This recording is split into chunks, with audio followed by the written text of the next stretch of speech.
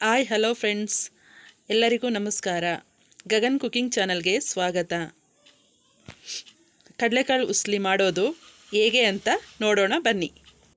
ಕಡಲೆಕಾಳು ಚೆನ್ನಾಗಿ ತೊಳೆದು 6ರಿಂದ 7 ಗಂಟೆ ನೆನೆಯಲು ಬಿಡಿ. ನಂತರ ಕುಕ್ಕರ್ಗೆ ಕಡಲೆಕಾಳು ಹಾಕಿ ಸ್ವಲ್ಪ ನೀರು ಹಾಕಿ ರುಚಿಗೆ ತಕ್ಕಷ್ಟು ಉಪ್ಪು ಹಾಕಿ ಬೇಯಲು ಇಡಬೇಕು.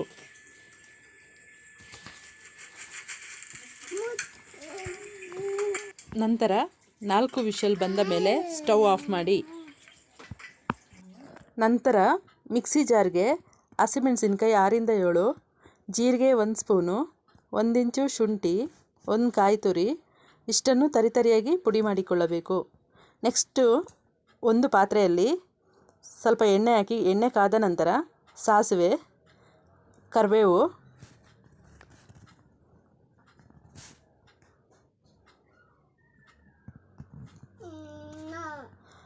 ಚೆನ್ನಾಗಿ ಫ್ರೈ ಆದ ಮೇಲೆ ರುಬ್ಬಿಕೊಂಡಿರುವ ಮಿಶ್ರಣವನ್ನು ಸೇರಿಸಿ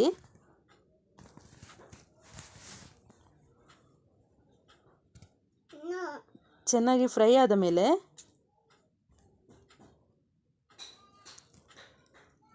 ಅರ್ಧ ಟೀ ಸ್ಪೂನ್ ಅರಿಶಿನ ಸೇರಿಸಿ ಇದು ಫ್ರೈ ಆದ ಮೇಲೆ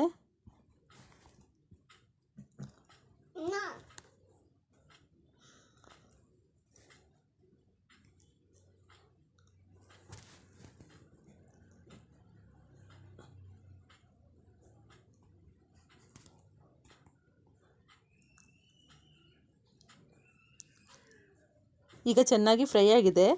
ಇದಕ್ಕೆ ಬೆಂದಿರುವ ಕಾಳನ್ನು ಹಾಕಿ ಅರ್ಧ ನಿಂಬೆಹಣ್ಣಿನ ರಸ ಹಾಕಿ